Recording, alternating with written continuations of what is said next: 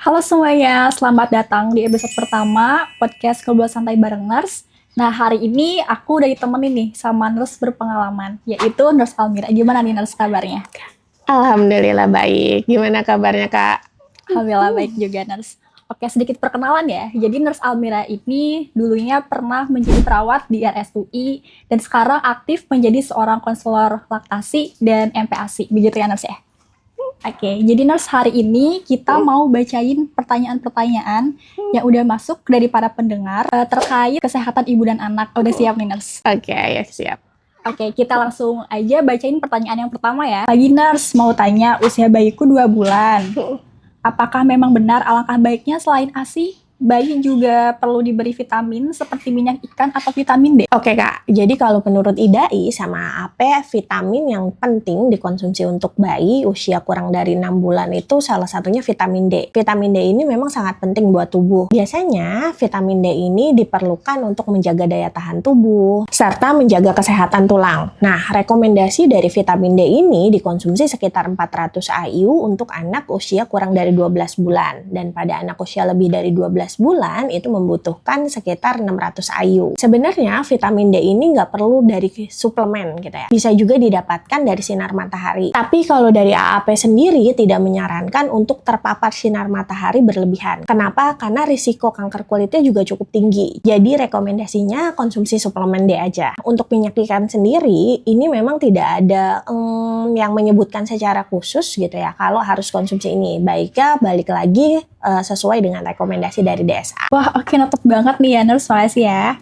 Kita lanjut kali ya nurse ya ke pertanyaan yang kedua. Nurse mau tanya, apakah benar ya kalau keseringan pumping memakai pompa ASI elektrik bisa buat kanker? Oke Kak, jadi sebenarnya kalau misalnya kita ngomongin alat pumping, ini memang nggak ada bukti ilmiah secara langsung bahwa alat pumping ini berisiko meningkatkan kanker payudara. Tapi kalau kita lihat beberapa penelitian mengenai breastfeeding atau menyusui langsung, biasanya memang ini menurunkan risiko kanker payudara. Salah satu penelitian di UK gitu ya menunjukkan karena di UK ini banyak wanita gitu ya yang mengalami kanker payudara, dan setelah mereka aktif menyusui gitu ya saat anaknya lahir, itu menurunkan angka kejadian kanker payudara sekitar 4,3%. Jadi kalau kita lihat di sini sebenarnya dengan menyusui secara langsung itu dapat menurunkan risiko kanker payudara tadi. Kanker payudara sendiri biasanya disebabkan oleh pertama genetik atau keturunan. Terus bisa juga hormon yang terlalu tinggi seperti estrogen serta progesteron. Nah, ini yang dipercaya bisa memicu kanker payudara. Terus selain itu bisa juga dari gaya hidup. Jadi pola makannya, terus kemudian merokok, terus bisa juga dari minum-minuman beralkohol. Nah, terus yang terakhir itu usia serta jenis kelamin. Nah, biasanya jenis kelamin ini memang lebih banyak kanker payudara itu terjadi pada wanita. Kalau kita lihat tadi gitu ya, penyebab dari kanker payudara ini gitu ya karena kenaikan hormon estrogen serta progesteron. Nah, kalau kita lihat juga gitu ya, ketika menyusui sebenarnya hormon prolaktin itu tinggi Kak. Jadi ketika hormon prolaktin ini tinggi, estrogen serta progesteron itu ditekan. Jadi dia dalam kondisi yang rendah gitu ya atau turun. Nah, ini yang membuat sebenarnya selama menyusui itu bisa menurunkan risiko kanker payudara tadi karena salah satunya sih hormon estrogen sama progesteronnya ditekan. Kalau kita berbicara soal pumping, ini kan juga sama. Prinsipnya adalah prolaktin pasti keluar gitu ya walaupun menggunakan alat pumping. Jadi kalau kita lihat dari situ, kemungkinan terbesarnya walaupun dengan pumping tetap menurunkan risiko kanker payudara. Oke, jadi menyusui langsung atau pumping ini justru terkena risiko kanker gitu ya nurse daripada memicu kanker itu sendiri. Noted banget ini nurse. Kita lanjut ya ke pertanyaan ketiga nurse. Ada cara nggak ya nurse biar adek pas kebangun nggak cari nen, tapi bukan untuk menyapi. Kalaupun dipupuk pasti dia nangisnya kejer banget nurse. Oke Kak, jadi memang menangis ini adalah komunikasi pada bayi. Biasanya apapun yang membuat dia nggak nyaman gitu ya, atau dia butuh sesuatu, dia pasti menangis gitu ya. Jadi sebelum kita menyatakan bahwa dia haus nih, kita boleh cek dulu yang lainnya. Misalnya gimana keadaan popoknya, dia pipis, dia pup gitu ya. Bisa jadi ini membuat dia nggak nyaman. Atau bisa jadi memang karena dia butuh ditemenin gitu ya, butuh dipeluk gitu ya. Atau misalnya dia habis mimpi buruk gitu ya. Nah, ini bisa jadi membuat dia nggak nyaman atau kebangun di malam hari. Jadi yang pertama kita cek dulu yang lainnya gitu ya, ada kembung atau enggak gitu ya. Kalau itu nggak ada semuanya, baru kita berikan dia nenen tadi gitu.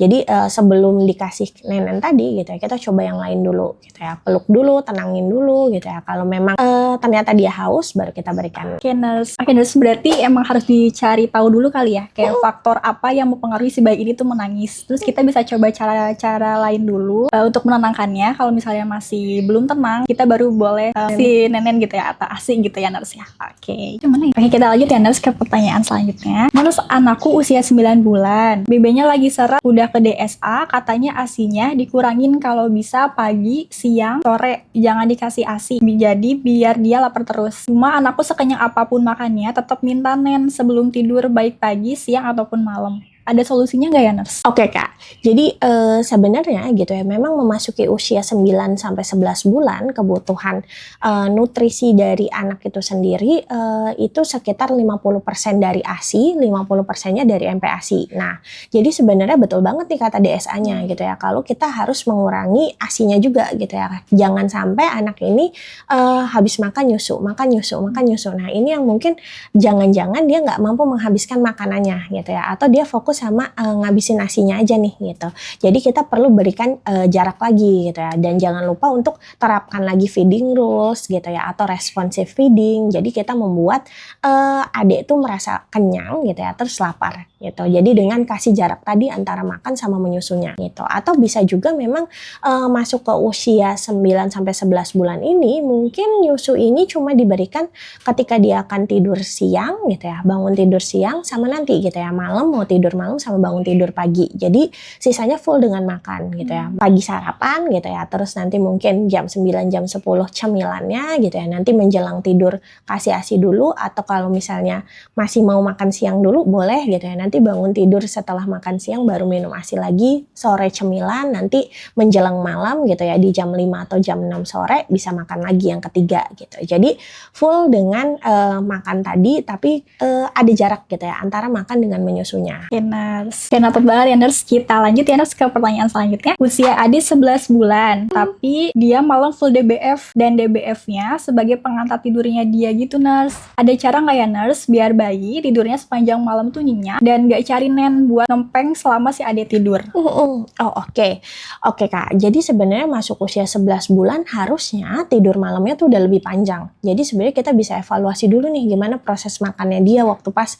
dari pagi sampai ke malamnya tadi gitu ya, atau menjelang malam itu. Karena kalau misalnya dia lapar gitu ya, atau makannya mungkin porsinya kurang, ini yang membuat dia malam masih mencari nenen tadi gitu ya. Bisa juga kita bikin rutinitas nih sebelum tidur. Jadi kayak bacakan buku dulu, terus bisa juga bikin kegiatan gitu ya yang bikin dia nyenyak tidurnya. Misalnya kayak memandikan sebelum dia tidur gitu ya. Boleh kayak sekitar 2 jam sebelum dia tidur kita lap dulu gitu ya, ganti pakaiannya gitu ya. Mungkin ini bisa membuat dia lebih nyaman gitu ya, karena mandi sebelum tidur ini banyak juga penelitian yang menunjukkan bisa meningkatkan kualitas tidurnya. Nah, mungkin itu bisa dicoba agar tidur malamnya adik ini lebih panjang. Karena gitu ya, saat malam itu adalah puncak hormon pertumbuhan itu terjadi gitu ya. Jadi pastikan tidurnya itu mencapai deep sleep atau tidur yang dalam. Nurse, mungkin jadi solusinya adalah pastikan dulu si adik ini kenyang sebelum tidur, sama bisa dicoba untuk membuat rutinitas sebelum tidur gitu ya nurse. Lanjut ya nurse. Nurse, apakah boleh adik dikasih prebiotik? Soalnya kemarin pencernaannya kurang nyaman dan akhirnya nggak mau makan nurse. Oke. Jadi sebenarnya kalau misalnya untuk probiotik itu sendiri baiknya memang konsultasikan dulu nih ke DSA. Kalau memang ini rekomendasi dari DSA boleh dilanjutkan gitu ya. Jadi konsultasiin dulu gitu ya. Tapi probiotik ini bukan jadi suplemen yang wajib gitu ya. Kalau nggak konsumsi probiotik malah dia jadi nggak mau makan gitu ya. Nah, tapi mungkin ini yang membantu pencernaan biar dia lebih nyaman. Nah, tetap perlu rekomendasi dari dokter spesialis anak. Berarti boleh ya nurse, asal atas dasar rekomendasi dari DSA gitu ya. Oke, lanjut ya nurse. Nurse, saya ibu menyusui. Saya baru melahirkan 3 hari yang lalu secara normal. Masalahnya air susu saya sedikit. Kata orang tua saya disuruh banyak-banyak minum daun kelor. Apakah benar nurse daun kelor bisa bikin ASI keluar banyak? Oke Kak, jadi sebenarnya daun kelor ini memang dipercaya gitu ya, banyak ibu bisa meningkatkan produksi ASI tadi. Nah, kalau memang diyakini mampu ningkatin tadi, boleh aja dikonsumsi. Tapi pada dasarnya gitu ya, di usia 3 hari ini memang produksi ASI masih sedikit gitu ya, karena kan kapasitas lambungnya adik pun sedikit gitu. Nah, jadi saran untuk ibu menyusui yang baru melahirkan gitu ya, apalagi usianya masih 3 hari, pertama tetap susui bayinya gitu ya, perhatikan lagi posisi dan pelekatannya. Kalau masih di rumah sakit, di klinik gitu ya, pastikan untuk minta bantuan dari nakesnya gitu ya, konselor menyusuinya, perawat, bidan, dokter gitu ya, untuk bantu belajar tadi posisi sama pelekatan gitu ya. Jadi untuk membuat mama nih nyaman gitu ya, kalau misalnya lagi nenenin adik gitu ya, terus lihat posisi dan yang lainnya, biasanya makin sering disusui ini akan membuat produksi ASI-nya makin lama keluar karena dapat rangsangan dari hisapan bayi itu sendiri. Ini buat ibu-ibu yang baru melahirkan bisa nih dicatat ya saran-saran dari nurse. Oke, kita lanjut ya nurse. Saya sakit nurse, berobat ke dokter dikasih resep ada antibiotiknya. Saya juga lupa bilang kalau saya busui bayi 9 bulan. Apakah busui boleh minum obat antibiotik nurse? Oke, jadi kalau misalnya kita ngomongin soal obat-obatan, baiknya memang kita sampaikan dulu nih gitu ya ke dokternya bahwa sedang menyusui. Karena ada beberapa obat-obatan yang mungkin dapat mempengaruhi atau bisa terserap ke ASI. Nah, baiknya memang tanyakan kembali, konfirmasi kembali, kalau masih bisa dihubungin boleh banget gitu ya. Jadi biar ini gitu ya bahwa si antibiotiknya ini aman gitu ya. Karena kalau misalnya ini atas rekomendasi dari dokter dan memang sudah diberitahukan sedang menyusui, biasanya pasti diberikan yang aman gitu ya untuk ibu menyusui. Oke nurse, nah bisa dikonfirmasi ulang ya Bu ke dokternya. Nurse, saya sedang menyusui.